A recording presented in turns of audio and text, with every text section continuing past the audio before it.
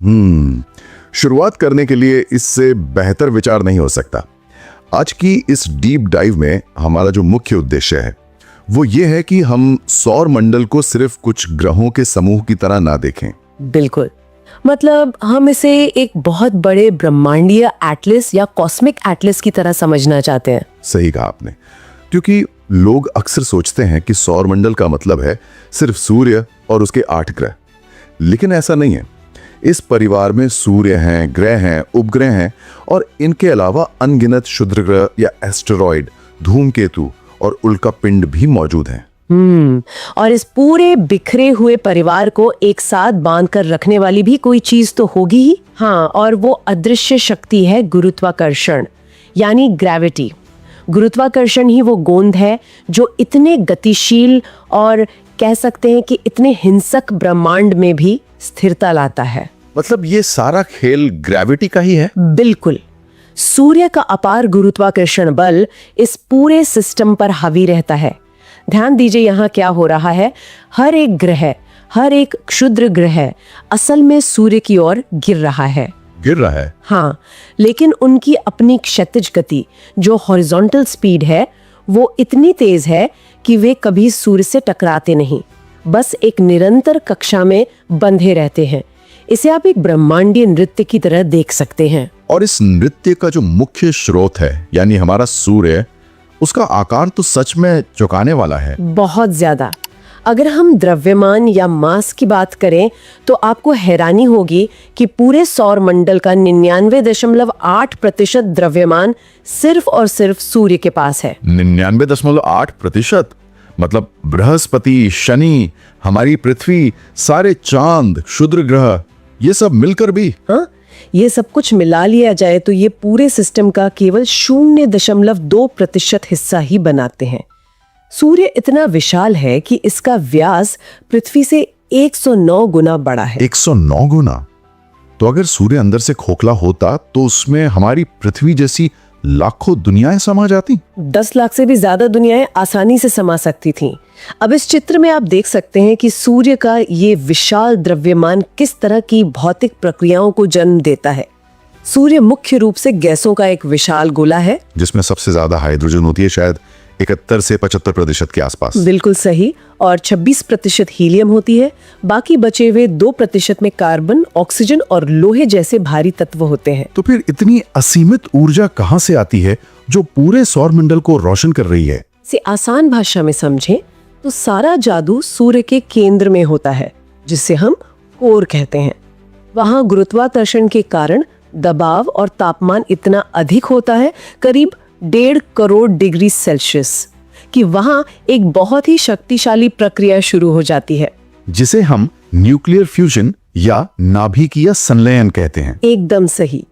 इस अत्यधिक दबाव में हाइड्रोजन के परमाणु जो सामान्य तौर पर एक दूसरे से दूर भागते हैं वो आपस में टकराकर जुड़ने लगते हैं और हीलियम में बदल जाते हैं। और इसी प्रक्रिया में थोड़ा सा द्रव्यमान विशाल ऊर्जा में बदल जाता है। हाँ, आइंस्टीन के प्रसिद्ध सूत्र के अनुसार यही ऊर्जा प्रकाश और गर्मी के रूप में अंतरिक्ष को चीरते हुए हम तक पहुंचती है। लेकिन एक और दिलचस्प बात है, हम अक्सर सूर्य को एक स्थिर बिंदु मान लेते हैं जिसके चारों तरफ सब घूम रहे हैं। जबकि ब्रह्मांड में कुछ भी पूरी तरह से स्थिर नहीं है।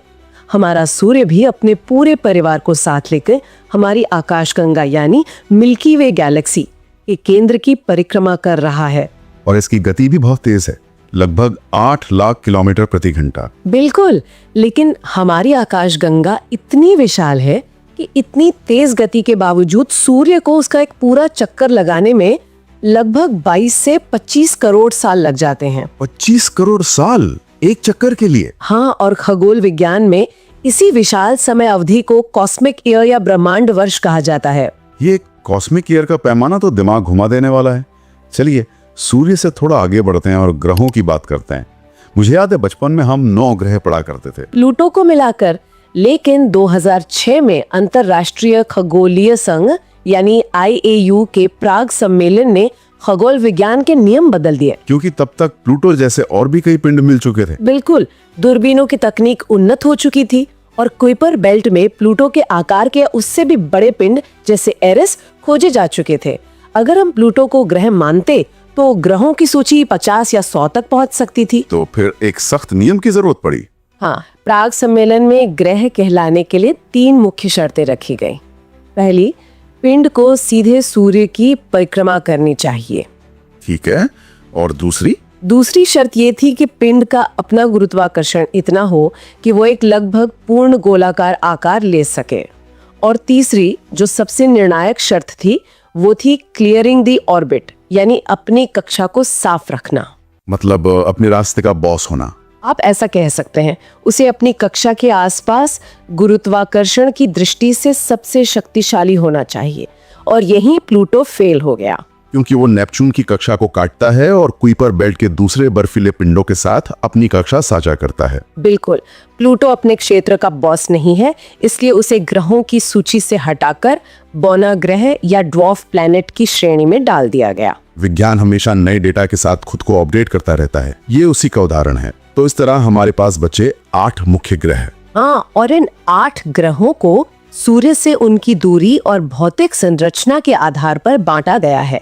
सूर्य के सबसे करीब के 4 ग्रह बुध, शुक्र, पृथ्वी और मंगल आंतरिक या पार्थिव ग्रह कहलाते हैं।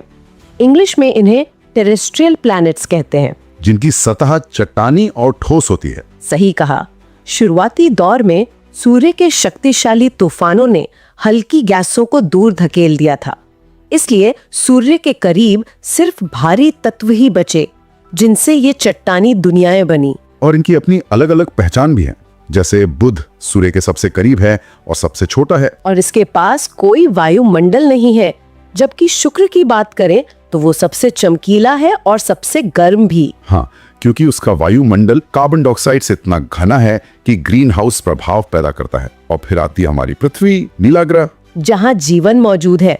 और उसके बाद मंगल, जिसे हम लाल ग्रह कहते हैं, क्योंकि वहाँ लोहे में लगने वाले जंग की प्रचुर मात्रा है। इन चारों में एक समानता ये भी है कि इनके पास उपग्रह या तो बिल्कुल नहीं है या बहुत कम है। फिर इन चट्टानी ग्रहों और बाहरी विशाल गैस वाले ग्रहों के बीच एक बड़ी सी सीमा आती है, क्षुद्र ग्रह पैटी या एस्ट्रॉइड बेल्ट। ये मंगल और बृहस्पति के बीच एक विशाल घेरा है।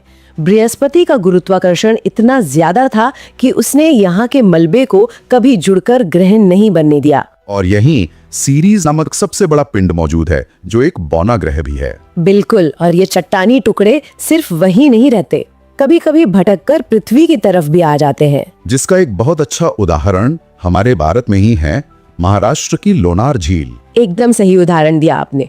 वो झील लगभग 50,000 साल पहले एक उल्का पिंड के पृथ्वी से टकराने से ही बनी थी, जो याद दिलाता है कि ब्रह्मांड का ये मलबा काफी खतरनाक भी हो सकता है। खैर, इस बेल्ट के पार बाहरी ग्रह आते हैं, जोवियन प्लैनेट्स, जिनमें गैस दानव और बर्फ दानव आते हैं। बृहस्पति सबसे बड़ा है, इतना विशाल कि इसमें 1300 पृथ्वियां समा जाएं। और फिर शनि, जो अपने शानदार छल्लों के लिए मशहूर है, जो बर्फ और धूल के टुकड़ों से बने हैं। और इनके बाद अरुण और वरुण, यानी यूरेनस और नेपच्यून, जिन्हें हम आइस जायंट्स कहते हैं, क्योंकि ये सूर्य से इतनी दूर है कि वहाँ पानी, अमोनिया और मीथेन सब अत्यधिक ठंड के कारण जमी हुई अवस्था में रहते हैं। इन सभी ग्रहों के घूमने के तरीके में भी तो एक बहुत बड़ा ट्विस्ट है। बहुत बड़ा ट्विस्ट है।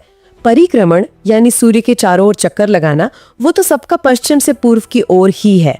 लेकिन जब धुरी पर घूमने की बात आती है, हाँ, जो रोटेशन होता है, तो शुक्र और अरुण बिल्कुल अलग व्यवहार करते हैं। जहाँ बाकी ग्रह पश्चिम से पूर्व घूमते हैं, शुक्र अपनी धुरी पर उल्टी दिशा में यानी पूर्व से पश्चिम घूमता है। इसका मतलब शुक्र ग्रह पर सूर्य पश्चिम से उगता है। बिल्कुल। और अरुण की स्थिति तो और भी अजीब है। वो अपनी धुरी पर 98 डिग्री झुका हुआ है। वो एक लुढ़कते हुए बैरल की तरह परिक्रमा करता है। ऐसा माना जाता है ना कि सौर मंडल के शुरुआती दौर में कोई बहुत बड़ा आकाशीय पिंड इनसे टकराया होगा। हाँ, विज्ञान का यही मानना है। उस भयानक ब्रह्मांडीय टक्कर ने शुक्र को उल्टा कर दिया और अरुण को क्षैतिज रूप से गिरा दिया। इसी वजह से अरुण पर एक ध्रुव पर 42 साल तक दिन रहता है और दूसरे ध्रुव पर 42 साल तक रात। 42 साल की रात सोचकर ही अजीब लगता है। ग्रहों के बाद अगर हम उपग्रहों की ओर देखें तो वहां भी काफी विविधता है। बिल्कुल, प्राकृतिक और कृत्रिम उपग्रहों में अंतर समझना जरूरी है। जैसे भारत का आर्यभट्ट कृत्रिम था, मानव निर्मित, लेकिन जो प्राकृतिक चांद हैं वो अद्भुत हैं। जैसे बृहस्पति का गैनीमेड, मैंने पढ़ा है कि वो सौरमंडल का सबसे बड़ा उपग्रह है। इतना बड़ा कि बुध ग्रह से भी बड़ा है और उसका अपना चुंबकीय क्षेत्र भी है।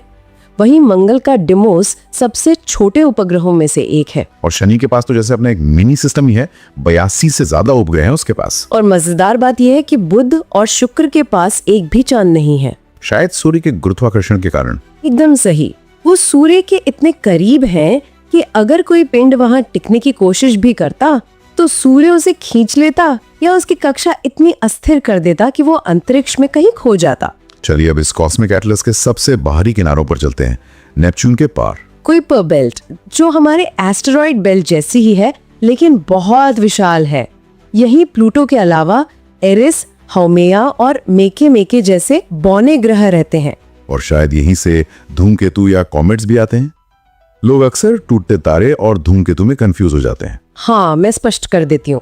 जब अंतरिक्ष का कोई चट्टानी टुकड़ा पृथ्वी के वायुमंडल में आता है और घर्षण से जलता है तो उसे उल्का या टूटता तारा कहते हैं, और अगर वो जमीन पर गिर जाए तो उल्का पिंड।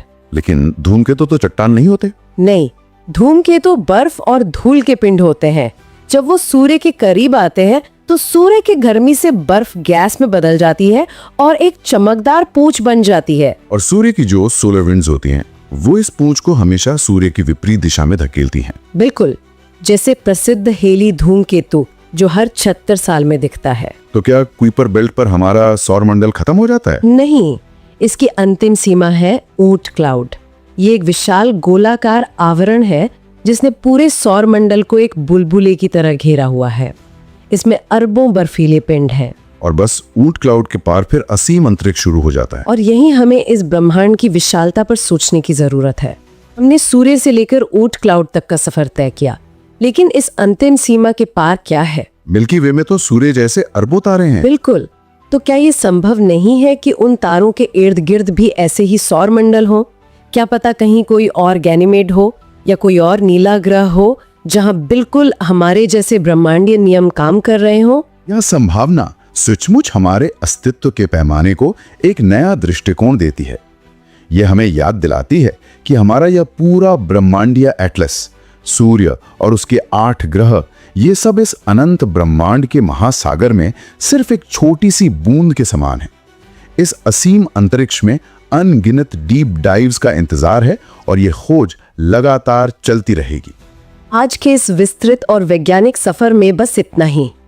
तो दोस्तों, उम्मीद है आज की क्लास आपको अच्छे से समझ आ गई होगी। इस पूरी क्लास की पीडीएफ आपको हमारे टेलीग्राम चैनल पर मिल जाएगी।